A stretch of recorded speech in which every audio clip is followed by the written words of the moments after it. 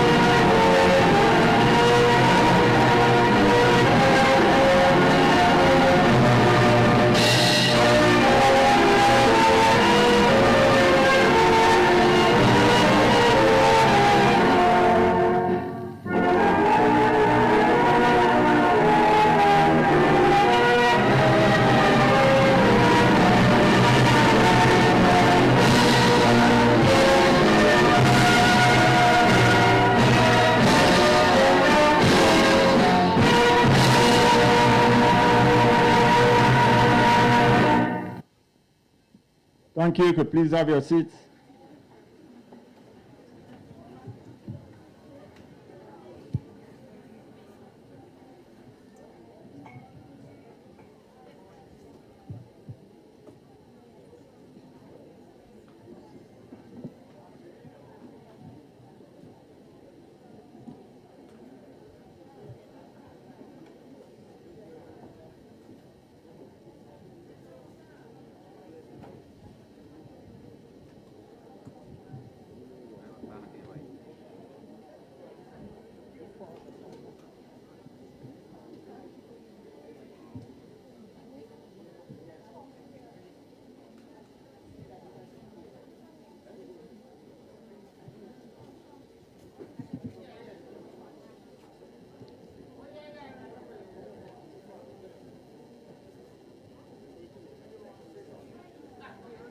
Please help me to welcome this afternoon the Honorable Minister of Housing and Water, Ms. Susan Rodriguez.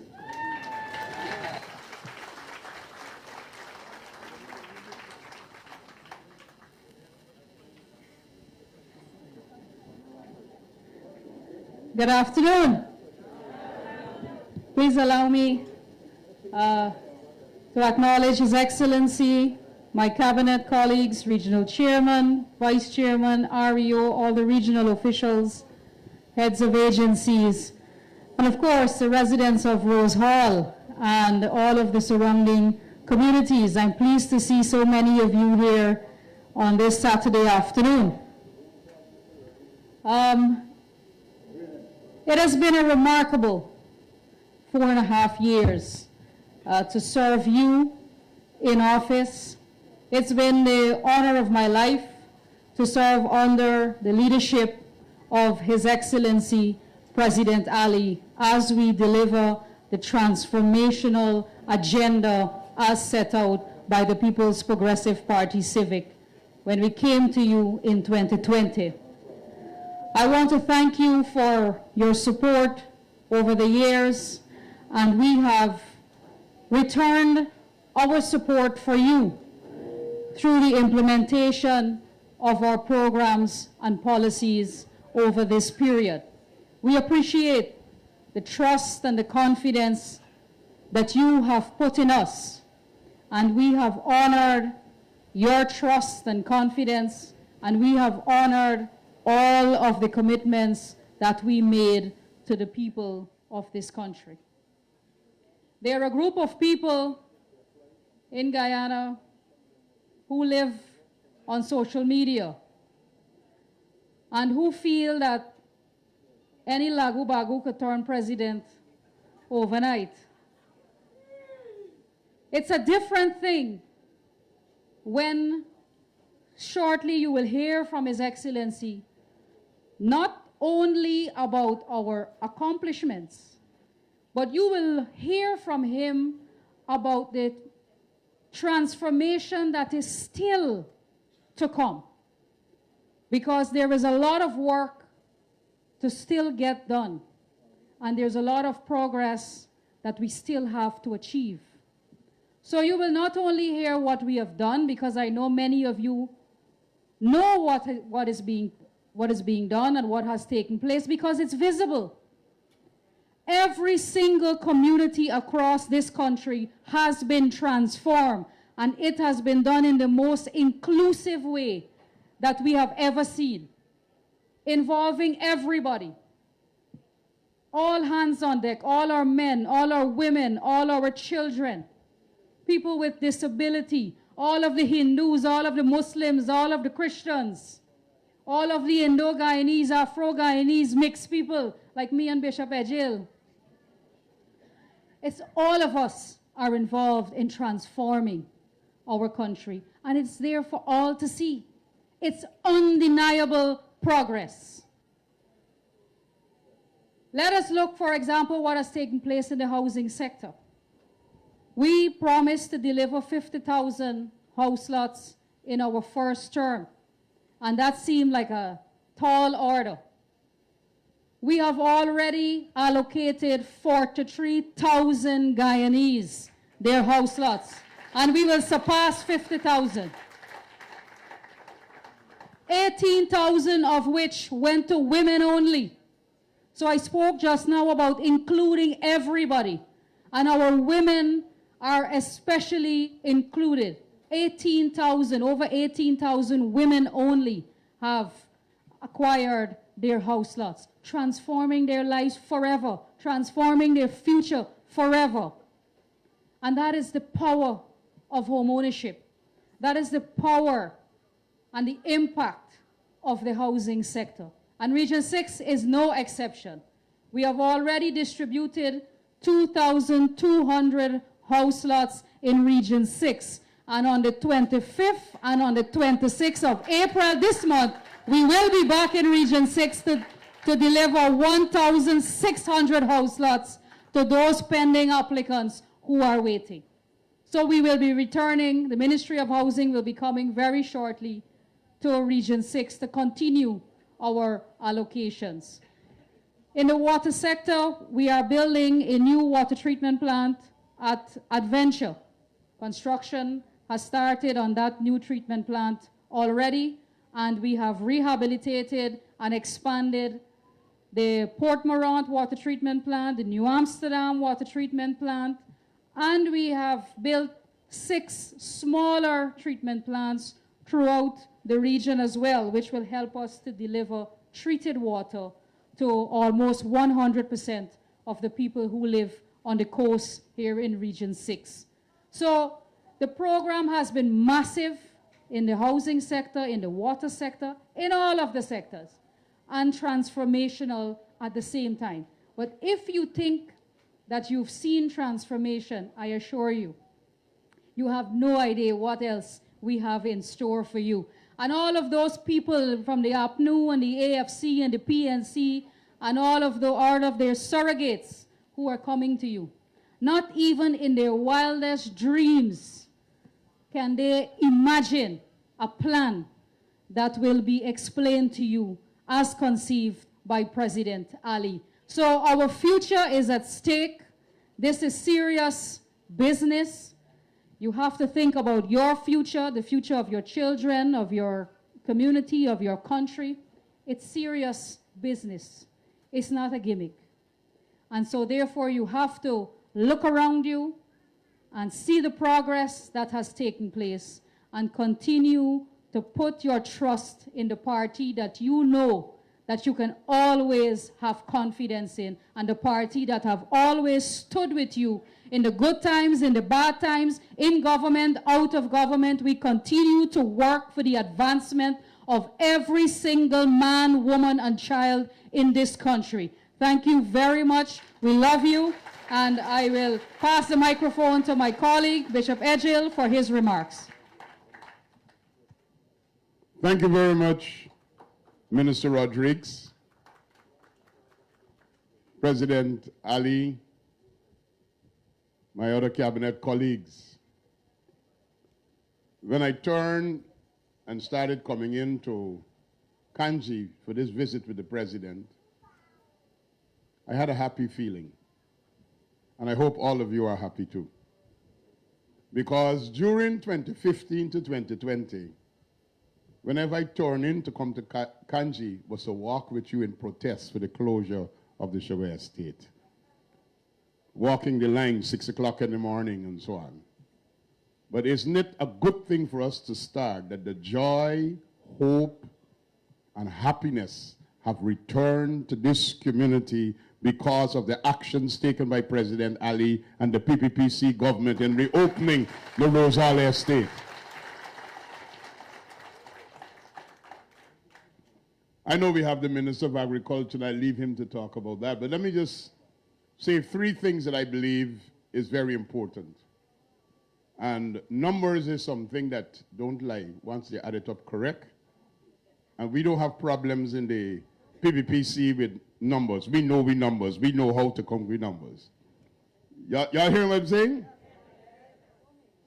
I am happy to report to the President, to you, and to the entire nation that since October 2020, when the first budget was read, to now, we have executed in Region 6 2,365 contracts under the Ministry of Public Works.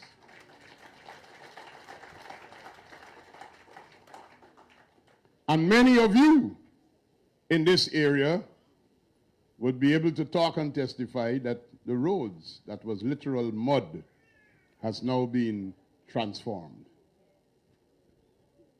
But this project represents a number in terms of the length of roads that we would have executed.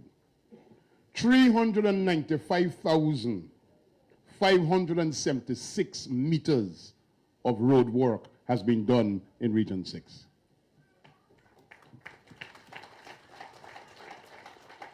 You know what is translating to? That's more than 375 kilometers of road. Berbice is vast.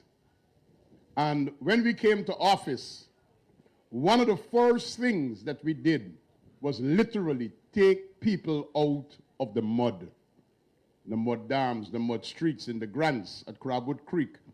The streets here, we fixed it. And I'm sure the complaint will not be, it will be Thanksgiving this afternoon for the roads and the infrastructural development and improvement that has come to this community. I think we need to give ourselves a good round of applause because some of you participated in those projects. And that represents, only in the public works sector, an allocation of about $46 billion in terms of infrastructural development that was done in Region 6. And you had your fair share in Kanji and in Rose Hall. So this afternoon when we come to you on our record. Quite recently, His Excellency had all of us do an exercise that was very beneficial to me as the minister. We had to examine what we promised and what we delivered. And then we had to examine what we did beyond what we promised. When I was making that submission to him and the Minister of Finance, I was pleasantly surprised that the list of what we did beyond what we promised is longer than the list of what we did in keeping with what we promised. You know what that means? We have exceeded expectations. We have done more than we promised, and by far some very important and significant things. We participated in something that was an initiative of the president, and this has to do with our sea and river defenses. Because people in this community and other areas, Port Moran and so on, they used to break the seawall to get the water to do the brackish water shrimp. Y'all know what I'm talking about, right? But in conjunction with the Ministry of Agriculture, you didn't have to break the seawall anymore. We understood that this was a thriving industry, and we facilitated access of the seawater to come in a safe way so that brackish water shrimp and brackish water farming could have exceeded and gone way above what it used to be. And that is as a result of policy direction that was given by His Excellency, the President. The third thing that I want to report to you, that under the Ministry of Public Works, in executing the vision of Her Excellency, the First Lady, we have not only brought hard infrastructural development to Berbice, but we have improved the aesthetics, the tourism potential, and created family-oriented spaces that recreation, tourism, family engagement in Berbice is now significantly improved. And right now, at number 63 Beach, we're executing works to improve that area, totaling $175 million, major upgrades at number 63 Beach. Monday, many of you will be heading out there, and you'll be able to see what is going on. So whether it's in the area of sea defenses, roads, community development and improvement of recreational spaces, we have done it. And I know now that you have your village streets and your inner streets, the big issue is the main road. And I'm pleased to report to you that contracts have already been signed for 3 lots for us to build out the road 4 lanes from Palmyra all the way out to Molson Creek. We currently have contractors who are building out the structures. There are 99 structures, bridges, and culverts to expand the road and to get that done. And one of the things that we did beyond what we promised is that we have already are at the stage of evaluation and awarding the contractor for the execution of the new 4-lane high-span bridge across the Berbice River, of which President Ali has already indicated from 1st of August, the toll on the Berbice Bridge is free, and there will be no toll on the new one that is being built. Area, going to New Amsterdam, Kanji, in what we might want to describe as the Palmyra development, is what we are seeking to do. Berbice will become the next booming economic growth pool in Guyana because of the vision and investments that are being made by President Ali and the PPPC government. So now is the time to get excited, not to sit down and look on. Now it's time to get excited. Because the time is coming when you'll be able to catch a plane here at Rose Hall, and you'll probably be able to fly to Paramaribo from here. You'll be able to fly to Brazil from here because we are making this into a municipal airport, and you'll be able to fly to Tamiri to get the big jet to go up New York and at the other side and so on. So the vision is great. And the final thing that I want to say before I turn over to my honorable friend, Zulfikar Mustafa is, all the things that have been done were not done by chance or accident. It was hard work.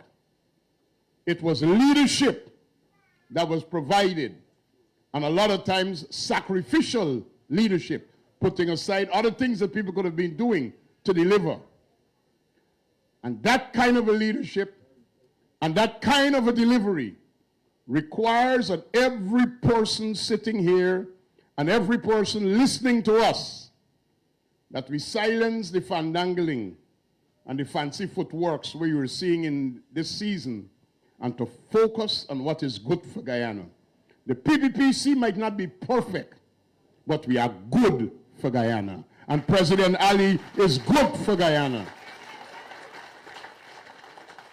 And as a matter of fact, you know, some people like to criticize the one thing that didn't go right, but they don't ever emphasize all the 1,001 things. And we have to help in that process. And one of the ways that we could help in the process, you got a broadcasting agency in your hand, call your cell phone. Take out the picture and put it up. This is how Rosal used to look. This is how it's looking now, thanks to the PPPC. The people are happy. The people are better. Are you following me? But you know what most of us have been satisfied to do? Read the negative. We know them good, you know, we just listen and read. Like if that is what we should be doing. We're going to deal with that because you know, everyone know, Guyana is much better than when we took it over in 2020. It has been massive. It has been strategic. It has been transformational. Some of us don't even believe that these things are happening before our very eyes. We are at a time when we got to say one good term deserves another. We're at a time when we should be able to say, we know what we got. We got a party that when they make promises, they just fulfill their promise. And they just even do more than they promise. So later on in the year, you ain't got no issue. You just need to ensure that President Ali and the PPPC remains in office so that the next wave of development for Berbice could come to you and you not be punished and spiked by experimenting with people who promise you things, but they have their own interests at heart. The PPPC is good for Guyana. President Ali is the man for the job. Let's get it done. Let's keep it moving. Let's work together and let us stand up for what is right and let us be the vocal majority. I say let us be what? The vocal. You just hear the silent minority. Few people making the most noise, but we are turning it around.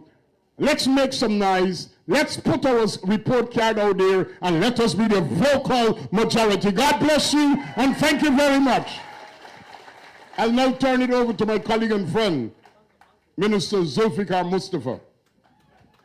Thank you very much, Minister Edghill, President Ali, Cabinet colleagues, residents of Rosal Kanji. Good afternoon.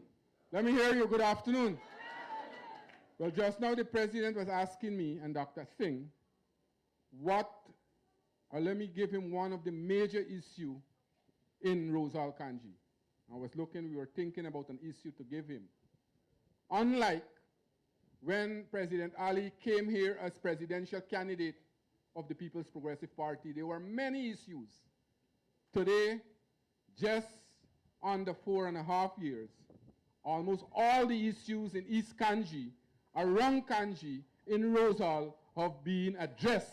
And you now today, the residents of Rosal Kanji, are enjoying the benefit of the People's Progressive Party civic government. I can remember I came here with the President when he was our presidential candidate. We went to John Saw Gap, where a number of workers were there who were dismissed after the closure of the Rosal estate. We went and the workers highlighted their issues. The President said, in no uncertain term, that when we get back into government, we will reopen the sugar estate at Rose Hall here, Kanchi. When the former government wanted to close this estate and the other estates, Wales, Enmore, and Skeldon, from our side, we were in the opposition.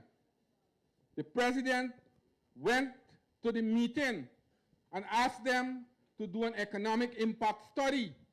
What will happen to the poor people who are working in the estate? They said no. And they went and closed the estate. And you know what happened afterwards. The entire Kanji, the entire surrounding area were ghost towns. People had to take out their children from school because they didn't have funds to send their children to school. Basic things, water, electricity, telephone, people were unable to pay the bills. You all remember those days, right? You all remember it? Let me hear you. And today, your life has been transformed. Even those comrades, those workers who were dismissed or who were placed on the breadline, they didn't receive their severance pay on time. We had to raise that issue. We had to take that matter to the court to ensure that the APNU AFC pay the workers the severance pay that they deserve.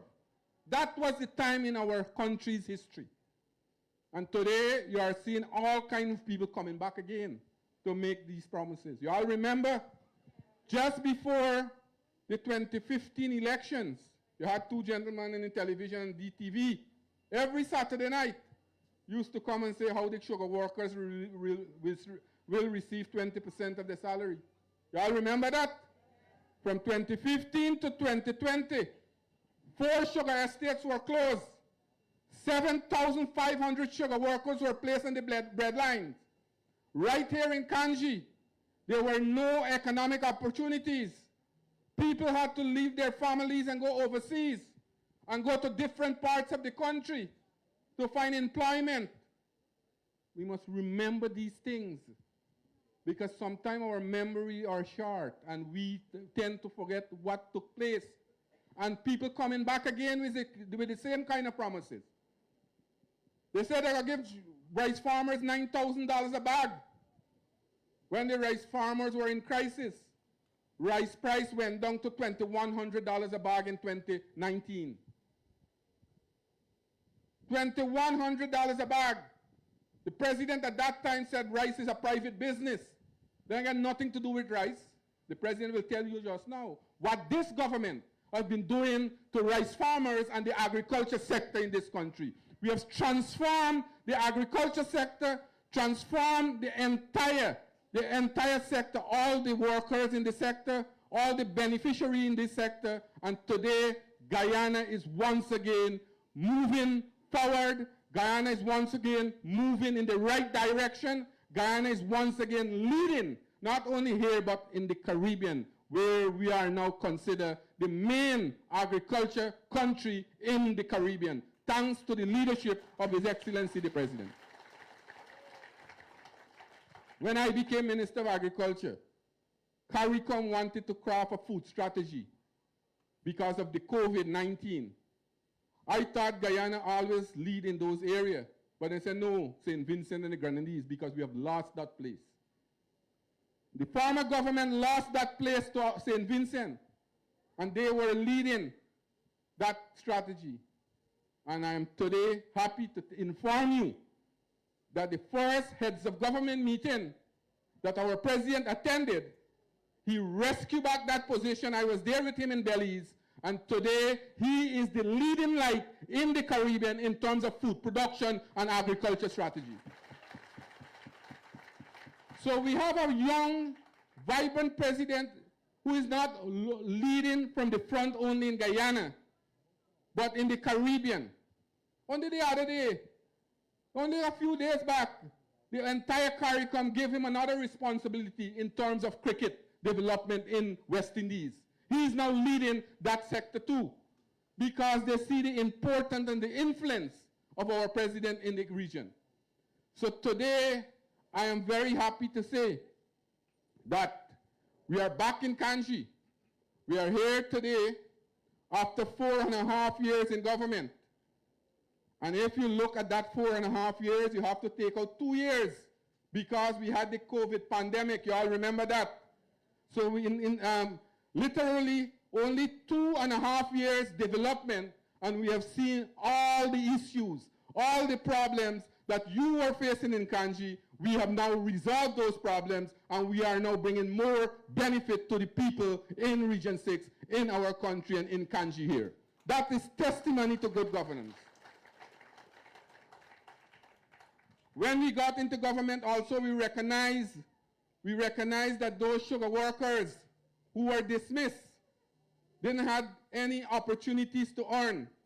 And you all remember, those sugar workers who are here can remember that the first thing we did, we gave a cash grant to those workers who were severed, $250,000 to every sugar workers who were dismissed from the Rosal estate. The last year, I want to tell you now how callous those persons were. The last year, when this estate, Rosal, operated, just before the closure, they produced a total of 21,000 tons of sugar. 21,000 tons of sugar because of the work that we did before we come out of government. Before we came out of government, the work that we did, 21,000 tons. Now, because of what they did to the industry, we have to spend a lot of money to do rehabilitation because they have neglected the industry. Rosal, we expended over $10 billion to bring back Rosal to this state here. And we have to ensure that we do more work. The entire cultivation was left, and there was forest in the entire cultivation. The factory was left to rot. The entire dock, you all could know that. And today, we are seeing once again, Rosal is taking its rightful place. Only a few weeks back, Rosal Estate would have gained another day's pay because they have met their target. And we are working, we are ensuring that sugar, this government, under the leadership of President Ali, will ensure that sugar never fail in our country. And we will continue to support sugar and the sugar workers, with like all other sectors in this country. All the other sectors, bauxite workers, the DNI workers, the rice farmers, the sugar workers, you name it. We will continue to support all the workers.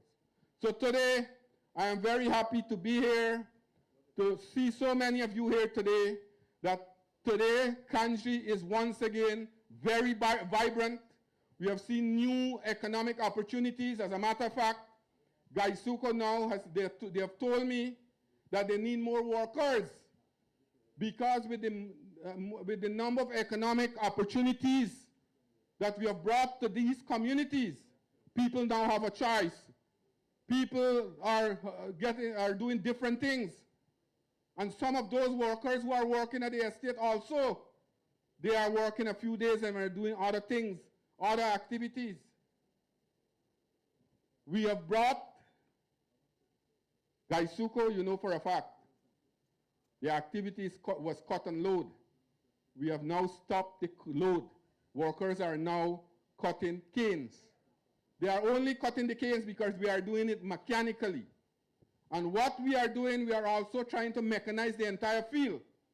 And we are working also to form a partnership with workers so that they will help to manage the affairs of the estate. They will involve in harvesting the cane, and they will be also be like contractors that we are giving out. They will be the contractors. So the opportunities will be more in these parts of the country. In the communities, you heard Minister Bishop and Susan talk about the housing and the public works sector. The president instructed a number of issues in the communities, drainage, garbage, those things. The president instructed that we provide a small mini excavator for all the Neighborhood Democratic Council and the municipality. And every single 22 bodies in Region 6, now they are beneficiary of the small mini excavators. We are seeing NDCs now are getting fire trucks so that they can also be the first line of defense in fires in the communities. We are seeing garbage machinery and garbage trucks being provided to the NDCs. Those are the enhancements that we are doing. In terms of the primary canals, the large canals, the NDIA have a program that we are working with to ensure we desilt all the canals, the major canals. As I'm speaking now, over $22 billion has been expended in Region 6 to do massive DNI structure. As I'm speaking, we are now building 2 Hope-like canals, high-level canals, that will be draining directly to the Atlantic. In the dry weather, it will act as a reservoir for farmers. In the rainy weather, it will drain directly to the Atlantic, and it's a high-level canal that will drain 24 hours. So we'll have a better drainage system in Region 6. We have already built embankment from number 66 right onto Vinchab right here in Kanji, so that we can keep away the water from the backland to come and put stress on the drainage system in the community.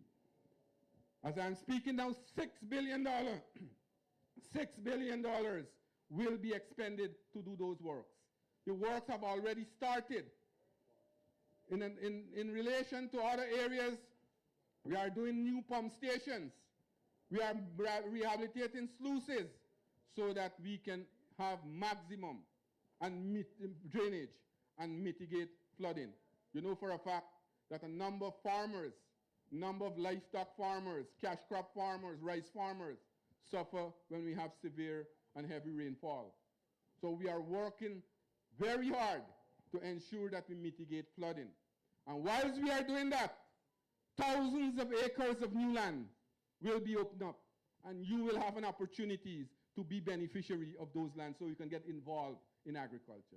Agriculture is one of the most important activities. Without agriculture, we cannot have food security. And we have a president who is very passionate about this sector.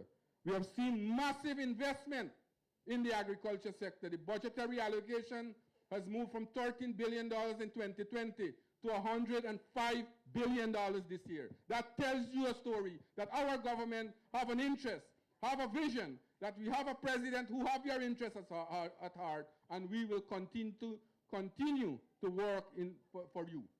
So this afternoon, I'm happy that we are here.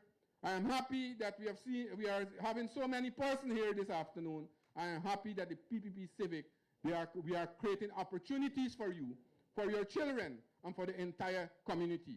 So as Bishop rightly said, there is only one party in this country that can have your interests at heart.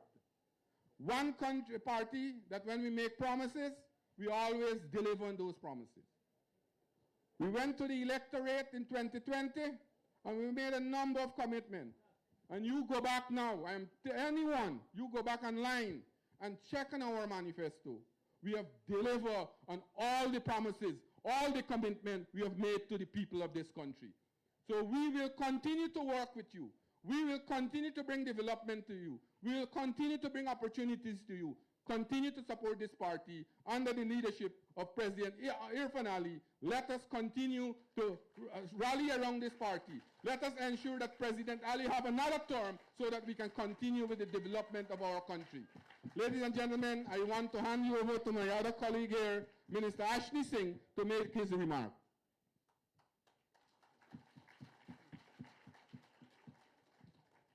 Thank you very much, Comrade Zulfi. Your Excellency, President Ali, my cabinet colleagues, regional chairman, regional officials, but most of all, my dear brothers and sisters, comrades and friends. Let me ask you to join me, because many of you see me here very often. Let me ask you to join me in extending a very special welcome to His Excellency, the President of the Cooperative Republic of Guyana, Dr. Mohamed Irfaan Ali. Let me also thank all of you for braving the weather. I see we're still fighting a little bit of a drizzle. We appreciate that you have come out in such large numbers, notwithstanding that it's a little bit rainy today. But you've come out today to show your love and affection and your support for President Ali and the People's Progressive Party. So thank you very much for doing so. You know, I want to be very frank with you. As you know, 2025 is an election year. And perhaps because it is an election year, you're seeing all sorts of characters floating around, some of whom you've never seen before. You know, some people say during mango season, plenty board a circle. And I'm sure even if you never heard that saying, you know that when ripe mango there tree, plenty board a circle. You know that. Parrot a circle when ripe mango there tree. So you're going to see all sorts of characters floating around,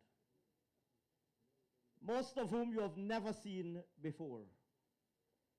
But what makes the People's Progressive Party and President Ali different is that our party and our president have always stood on the side of the Guyanese people.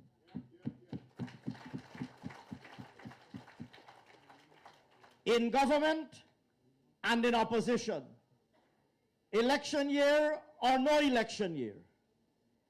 In fact, as I was listening to my colleagues speak before me,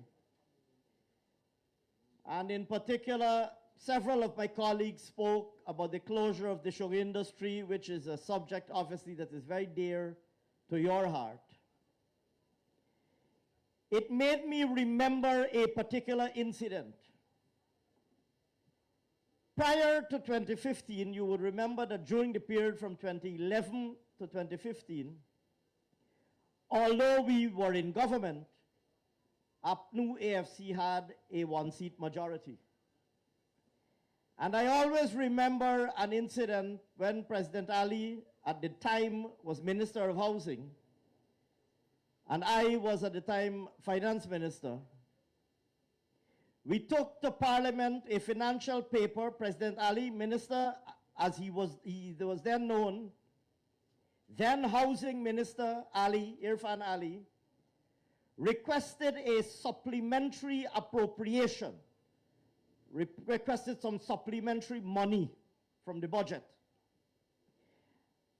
And the purpose of the supplementary that he requested was for the Central Housing and Planning Authority to compensate Gaisuco for some land that we were going to transfer to do housing development. And he said that Gaisuco is an important industry, and he would like the Parliament to approve a financial allocation, $4 billion to be precise, to support CHNPA's acquisition of land for housing development from Gaisuco. And APNU AFC, with their one-seat majority, led at the time by, amongst others, Nagamutu and Ramjatan, went to the Parliament and attacked the PPP, and in particular attacked then Minister Ali for going to the Parliament and seeking $4 billion to compensate Gaisuco. And they said then that this is a mechanism that we wanted to use to put money into Gaisuco. And not only did they object and block that supplementary, but they moved for Minister Ali to be referred to the Privileges Committee, a disciplinary committee of the Parliament, seeking to punish him in the Parliament. And what was his sin? His sin was going to Parliament to ask for Gaisuco to be given money for land that we would be using for housing.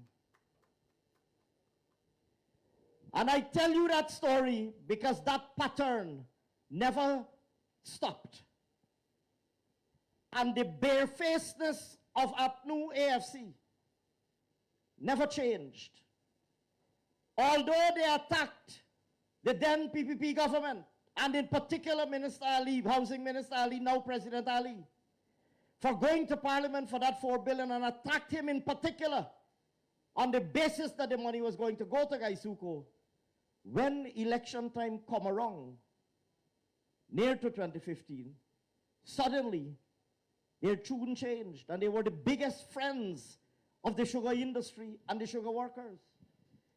They promised that they would never, there are videos, you don't have to believe me, you can Google it. There are videos of them going on stage, or going on the platform, and promising salary increases for sugar workers and how the sugar industry would never be closed. All sorts of promises. I'm not going to get to the $9,000 bag, Paddy. I haven't gotten to that as yet. All sorts of promises they made to sugar workers. And in particular, Nagamutu and Ramjatan, and there's a reason why I'm telling you this story.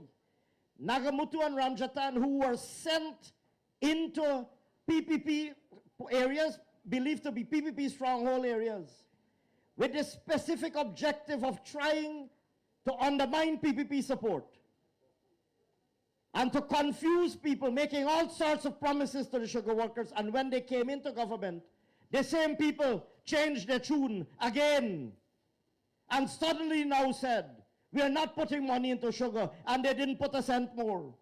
Suddenly decided they were not going to give sugar workers an increase, and they gave them no increase for the whole period they were in government. Suddenly forgot that they had promised that they will never close down the sugar industry. Woke up one day, and as a matter of fact, you know, they like this thing named COI, Commission of Inquiry. They specialize in that. Everything was a COI, or a green paper, or a white paper. They commissioned a commission of inquiry into the sugar industry. Their own commission of inquiry did not recommend closure of the sugar industry. They throw away the report. They throw away the report, although they like commission of inquiry, and they use it as an excuse for doing nothing. When their own commission of inquiry did not recommend closure of the sugar industry, they pitch away the report, and they still went ahead and closed down 4 sugar estates. I am reminded that then David Granger, then President Granger, said that the COI is not gospel. And they expect the people of Guyana to ever believe anything they say ever again. Suddenly now, so they spent 5 years in government, and everything that they promised, they did the opposite. Everything that they promised. They promised to reduce VAT. Instead, they took the whole list of zero-rated items and put VAT on it. VAT on water, VAT on electricity, VAT on food items, VAT on agricultural equipment, VAT on medicine, VAT on education. But they had promised faithfully, when they wanted your votes, they had promised that they will cut VAT. Instead, they did the opposite. They had promised that they will improve the lives of school children. They came into, and of families, they came into government. And one of the first things they did was to take away the cash grant that we were giving to school children, long before we had even found oil. They came into government, they said they claimed they loved the policemen and the soldiers and the discipline services. They came into government, they found that they knew that we were paying a bonus every month to policemen, firemen, prison officers, and soldiers. We were paying a bonus to them every year, a year-end bonus, without a single dollar of oil money. We were finding the money and doing it. They came into government and they took it away. Fast forward now to 2025. Guess what? They are circling again, like they see the ripe mango on the tree. They are circling again with the same old trick. With the same old trick. All sorts of promises. No, if you hear the promise now, they're going to abolish all tax. They got double salary. They got double pension. All, if you hear the promises now, all kind of thing. We don't know how much cash grant they said they're going to pay now. They never pay a cash grant all the years for the bidding government. They take away the cash grant from the children, like I said earlier. Suddenly now, they will promise all kind of thing. If you hear all the thing, they will promise now. They believe that the Guyanese people can be fooled again. But the Guyanese people said to them in 2020, and the Guyanese people will say to them even more loudly in 2025, the Guyanese people will say to APNU AFC, never again. Never again.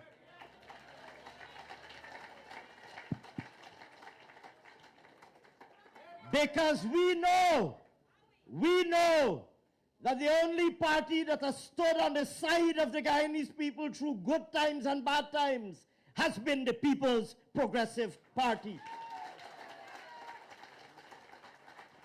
Look around at the changes that you are seeing in your own community, and I'll tell you, don't get carried away. I know you wouldn't get carried away by those who are suddenly appearing. You never see them before. President Ali's government has been on the ground every day and every week. Every day President Ali is in a different community. Sometimes people want to know if he's in two places at the same time. Either Region 3, and when you blink, either Region 6. And not only the president, all of the president's ministers. Minister Ejil is in Region 10, Region 3, Region 1, Region 9. Minister Mustafa is in every single region in the country, including Region 6.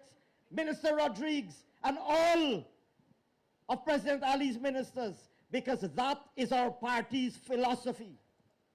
Our party's philosophy is that we have a duty to listen to the people of our country. And we craft our policies based on what the people of our country say to us. And that applies to every aspect of national life, not only the sugar industry that you're concerned about, agriculture, infrastructure. You said to us you wanted your community roads to be upgraded, and we are upgrading those community roads. Many thousands of community roads throughout the length and breadth of the country that were mud dams. Today, they are concrete streets.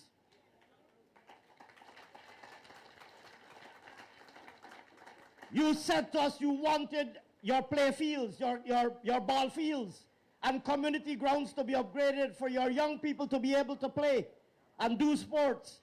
We have invested almost $1 billion already, and by the end of this year, we will invest $1.8 billion in total over 3 years to upgrade the grounds.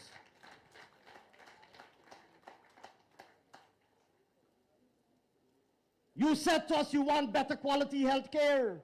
And President Ali said, I will build a brand new hospital in New Amsterdam. And as a matter of fact, I will build another one at number 75 Village 2. And I want you to think about this for a minute. When the president says he will build a hospital at New Amsterdam, don't only believe that that is about giving you world-class health care. Of course, the main objective is to give you, the people of Region 6, world-class, and Region 5, world-class health care. But I want you to stop for a minute and think something. Every one of those hospitals will need almost 1,000 people working in them. Where do you believe? Each one of those hospitals will need doctors, nurses, lab technicians. And we are training them right here in Berbice. The New Amsterdam Hospital will be a teaching hospital, so you can go to the New Amsterdam Hospital and do your practicals to become a professional doctor. We are building right now in New Amsterdam a brand new nursing school so that the people of Region 6 can train right here and become nurses. The pharmacy program that we're bringing, and all of the medical professionals, nurses, nursing assistants, dentists. So I want you to think the hospital is great, of course, because it will give you world-class health care.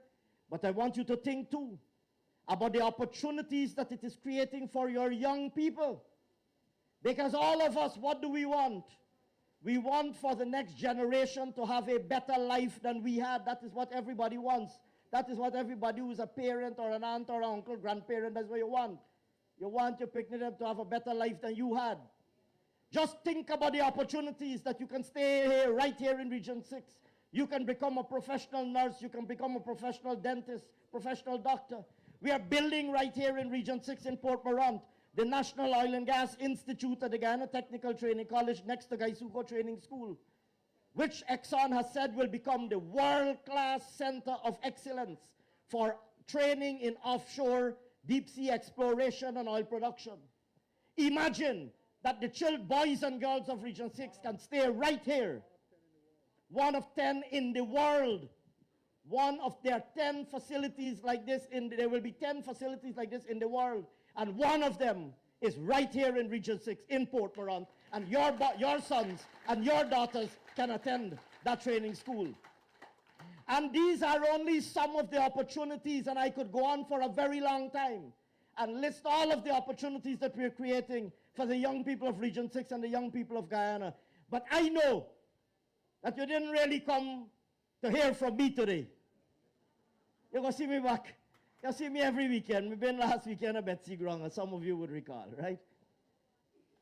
I know you didn't come today to hear from me. You came today to hear from the main man.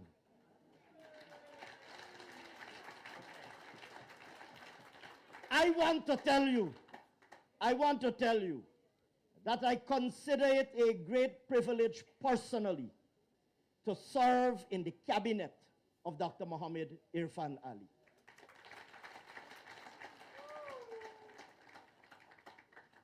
And that opportunity has given me the privilege to see firsthand and to participate in firsthand in what will be the most historic and exciting transformation of our country.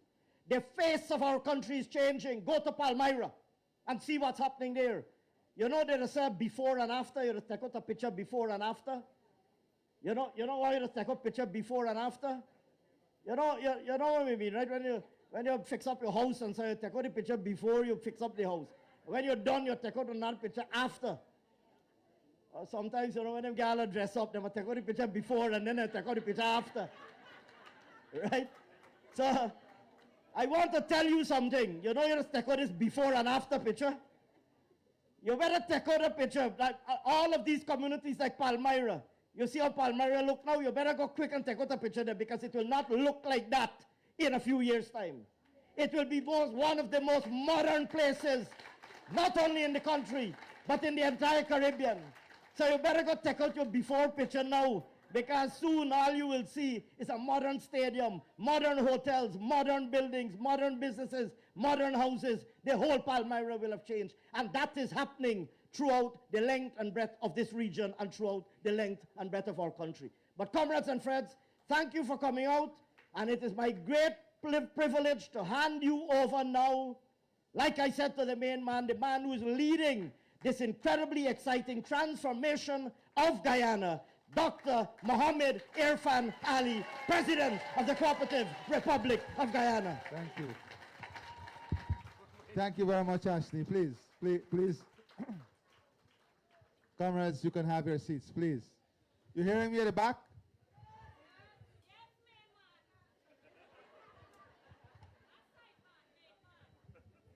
All right, so you would have heard a lot already. I think among the ministers, they would have covered everything. But let me tell you how dynamic the People's Progressive Party is. And this team that we are all part of. And everything the ministers spoke to you about is as a result of the teamwork of the People's Progressive Party Civic. In the cabinet, in the regions, in the ministries, it is this great teamwork. And this accomplishment that we celebrate today is also built on the shoulders of those who were before us.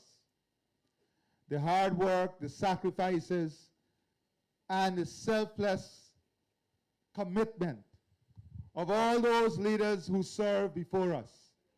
We stand on their shoulders as we build this new modern Guyana, and particularly Region 6 here today.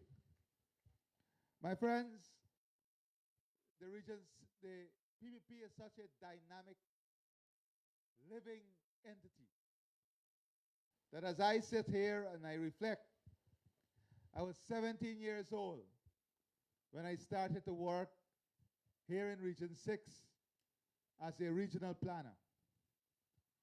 One of the regions that was assigned to me was Region 6. I would come here. Ashley then also was a technician. He was director of budget. And we'll come here long before the bridge. So we'll wait on the boat. And we'll be in this region for almost 1 week, doing regional planning, looking at the budget priorities. And of course, we had limited resources then. So we used to use one vehicle. So a lot of great friendship were developed. Great friendship that turned into family that would have lasted us and continue to be with us in this lifetime. Then is when I met also, well, not then I met, Zulfi I know in the party. But then I started to work with him as regional chairman. And then Ashton became my minister at the Ministry of Finance. And Zulfi became my executive secretary in the People's Progressive Party. And then I became president, and Ashton and Zulfi are my ministers in the cabinet. That is how the PPP is. That is the family of this PPP. And you are all members of this family. For a matter of fact, we consider every single Guyanese an original member of the PPP. Because remember, when the political movement started, it was the People's Progressive Party that was formed to take us to independence and bring freedom to this country. So when we say that all of Guyana have a stake in the PPP, we mean that. Because fundamentally, the PPP represented all of Guyana, and today, the PPP remains the only national party in our country. And life, I give these examples to tell you that life has a way of re-engineering things. And we just came from New Amsterdam. And all across the country, when we went to Babujan recently, you see the face of the PPP mirroring the face of Guyana. The structure of the PPP mirroring the structure of Guyana. And that is why, that is because the PPP has been the only party that would have stuck to its philosophy, and that is one Guyana, one people, one country, one ambition, and that is the development of our country and all our people. The PPP never for one moment, the PPP never for one moment wavered from its philosophy of a unified Guyana. The PPP never engineered racism to build support or to maintain support. For a matter of fact, the PPP has been that constant pillar fighting racism, fighting hate, and fighting those who try to divide our society. And today, years of hard work, relentless sacrifice and struggles is now showing us that we were and continue to be on the right side of history in every single thing we do. And that is something very important. But today, as I speak to you, and as I would have said in New Amsterdam, in every single community across this country, we can point to specific initiatives that we are going to implement to ease the burden of the population there. But specific initiative that will transform your communities, that will create new jobs, that will open up new opportunities. And if you look at this community, Ashley and Zulfi spoke to you, Suzanne and Bishop Edgell. They all spoke to you about different initiatives in the region that will bring tremendous benefits to the people of this region.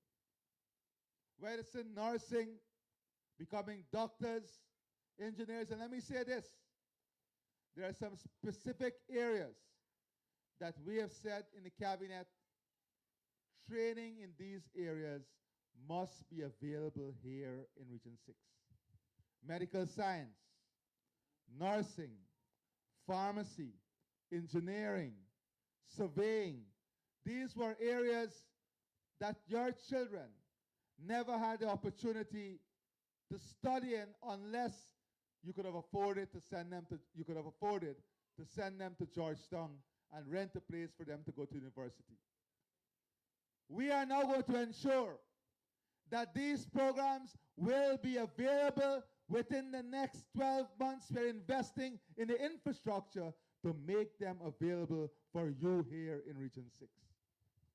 Because building the human capital, investing in education, creating these opportunities, these are all critical things in the transformation of your lives.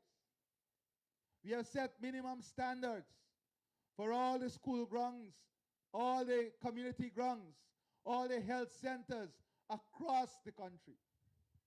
And now we are implementing a policy through which every single ground must at least have a pavilion, a washroom, a good playing facility, lights, and a hardcore tarmac for all sports disciplines. We have started that, and every ground in this country would experience that. We also have the investment in the school grounds, building a all-purpose tarmac in every school ground so that our children can have access to facility through which they can improve their sporting skills and discipline. And in the health centers, we have now set what are the minimum standards we want in every single health center, including a modern waiting area with proper seating, washroom facility, clean facility, so you can enjoy health in a respectable and dignified facility.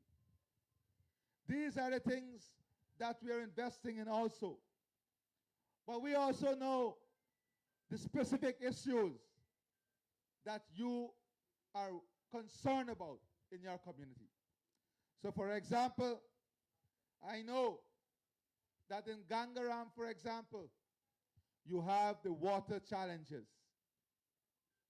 The quality of water is a major issue for you in Gangaram. Isn't that true?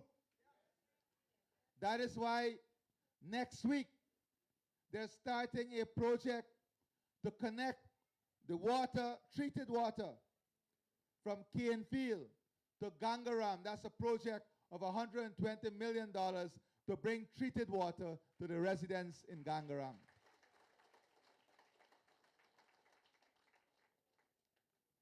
We also know that one of the big issues is that of drainage. Drainage in the community areas, but importantly also drainage in the agriculture area like New Forest. Anybody here from New Forest? And you have drainage issues, right? So you have about, I think, about 60 farmers in New Forest. So what we've decided to do is that we will deploy a machine to New Forest and these areas, not only to do the drainage, but to give every farmer, to help every farmer clear at least 5 acres of land to go into production. To clear at least 5 acres of land and put in the drainage and irrigation for those lands. And we expect that within 3 weeks, this project will start for our farmers in in New Forest area, whilst we'll have a machine looking at all the other drainage issues that you have in these communities. When the Vice President was here, across the region, people also raised the issue with community street lights and street lights for the highway. Isn't that true? Well, we are launching a national program. We are going to put street lights on every single pole in every single street, on every single highway. One of the problems is the delays in shipping. And now we only have to start about 7,000 of those lights that we have already procured. But that project will continue, and we're procuring hundreds of thousands of lights to go all across our country, because this helps with security also. As part of the Safe Country project, we're expanding the camera system outside of Georgetown, and Region 6 will be one of those areas that will have cameras installed to enhance security and improve security. These are the real things that we are doing. Now, the speeding ticket, the electronic speeding ticket, is not meant to make life hard for you. It's not meant for you to pay a ticket. It's meant for you to respect the law, respect your life, and respect other people's life by driving carefully. That is what those cameras are for. These are the things that we are doing. So we want you to also participate. That is why we are saying, all the young people here with at least 3 subjects CXC, we want you to join the nursing program. We are looking for people. We will give you a stipend whilst you're trained. And when you're finished your training, you have a guaranteed job. And the starting salary for that job now is almost $170,000. More than what you will get as a teller in a bank. Make use of these opportunities. These are opportunities people around the world are dying for. And if you don't have the qualification, but you have a strong secondary education, we want you to come in the upskilling program so we can help you. And once you succeed in that program, we will take you on the program to become nursing aide, nursing assistant, and patient care assistant. That is what we're doing, creating opportunities for our people, because the economy will need our people. And we know also in these communities, many people are doing small businesses.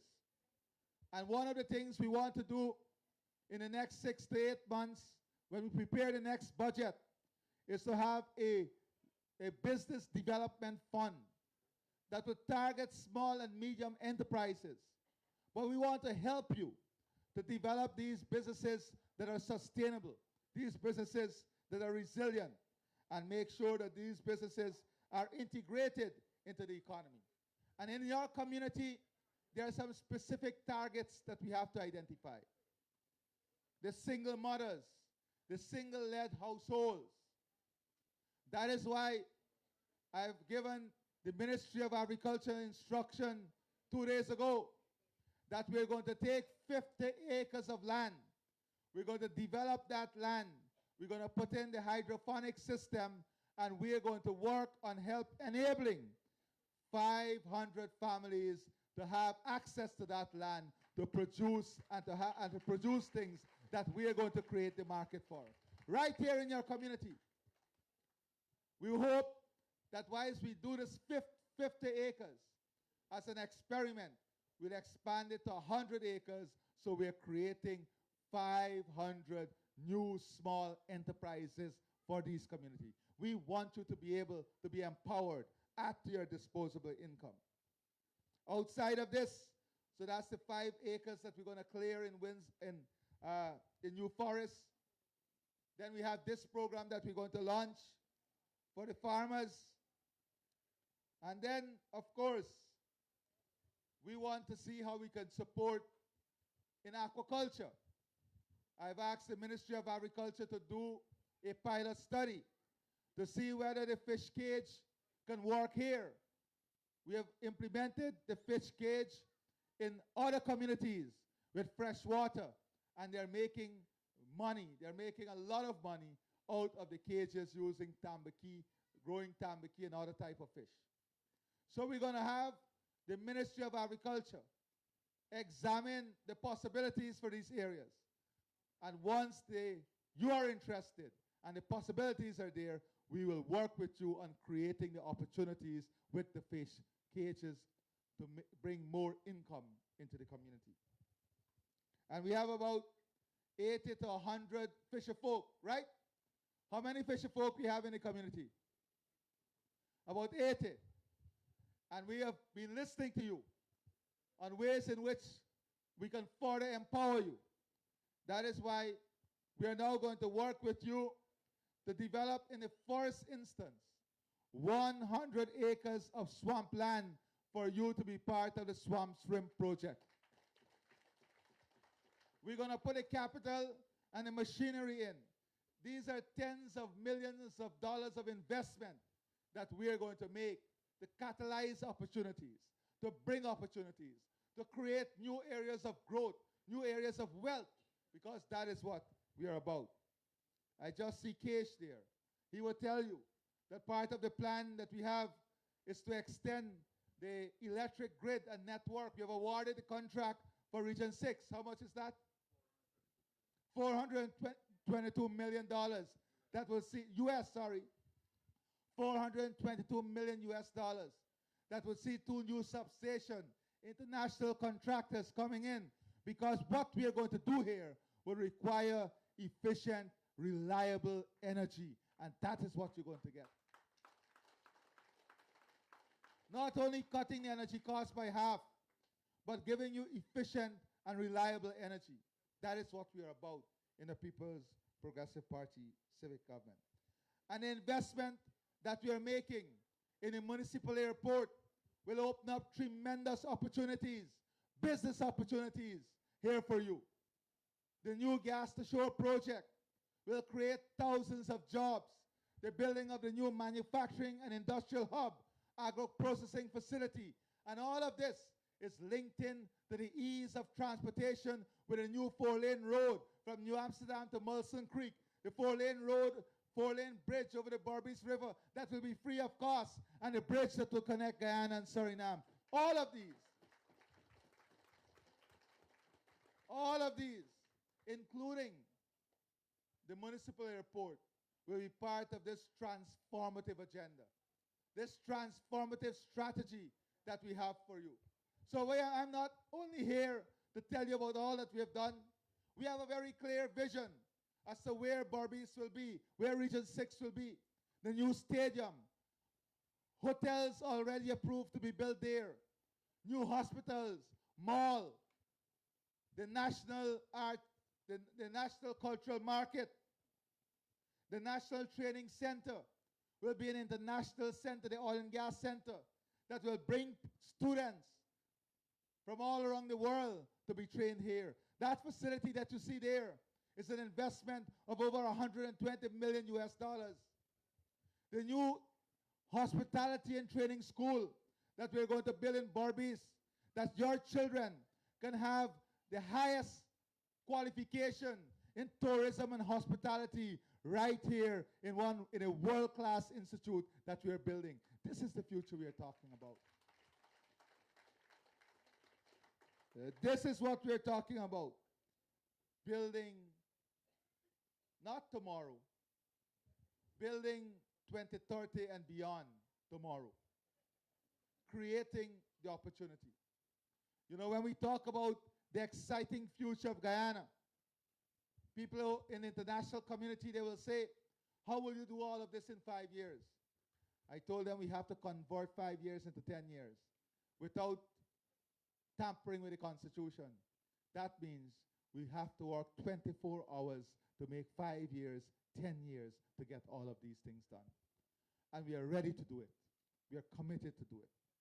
So my friends, a lot would have been said already. But as I said, we can point to specific initiatives in every single area. I've outlined some of the specific initiatives that we're going to pursue here. But in every area in this country, we can point directly the money that was transferred to you. The 2,200 households. Not only the grant, but in education, in Rose Hall, in the last 4 years, we have spent $236 million. $214 million transferred directly to your children under the Because We Care grant. The National School Grant, $13 million. The maintenance of school and school facilities, almost $10 million. Almost $500 million in human services. The Ministry of Agriculture investing almost $15 million. And that is not taking into consideration what they do in drainage and irrigation and the return of the jobs at Rose Hall Estate. Isn't this enough to demonstrate to you that you can trust us, that you can rely on us? We are not seasonal friends. We are not fair weather friends. We are friends who you can rely on in every season under any condition. And we have accomplished all of this with 2 years of COVID, 2 massive floods, the destabilization that they tried, a drought season, the world highest cost for fuel, the highest transportation costs in the world, and the highest energy costs and food prices in the world. We have accomplished all of this under these national, regional, and global conditions. We didn't complain. We embraced the challenges and deliver to you, the people of Region 6, the people of Rose Hall, and the people of Guyana. So my friends, I don't think I need to go on. I just want you to know that you can rely on us. We will be here every single day of the year to ensure that your lives, your livelihood, your future, and your prosperity is realized. That is what concerns us. That is what we worry about. We don't worry about people running around the place. We worry about the next set of initiatives that are necessary to make life easier and better for the people of our country. So now, as we have done and will continue to do, we want to hear from you also. We want your ideas. We want to know what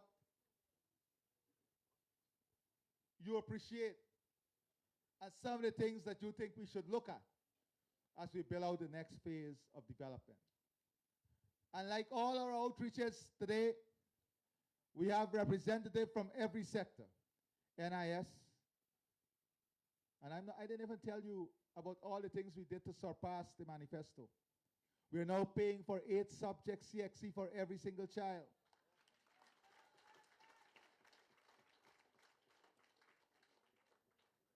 We have listened, and also CAPE exam.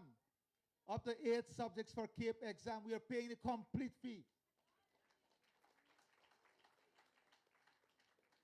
We have transferred almost $3 billion to ensure that our rice farmers get $4,000 per bag. And yesterday, we have given an additional $2 billion so that every farmer will receive 1 bag of fertilizer per acre of land. We have transferred $10 billion to NIS for those persons who did not meet the contribution, from 500 to 749 contribution, so you can have a one-off cash grant, cash payment. So my friends, as I close to listen to you, all the people with personal problems, NIS, housing, water, land, police, all the issues, DNI, we have an entire team. Where is the team? Look, the team is over there. So all those issues, you will go directly to them. All the community issues, you will come to this mic and you will let us know. All right? Thank you very much and God bless all of you.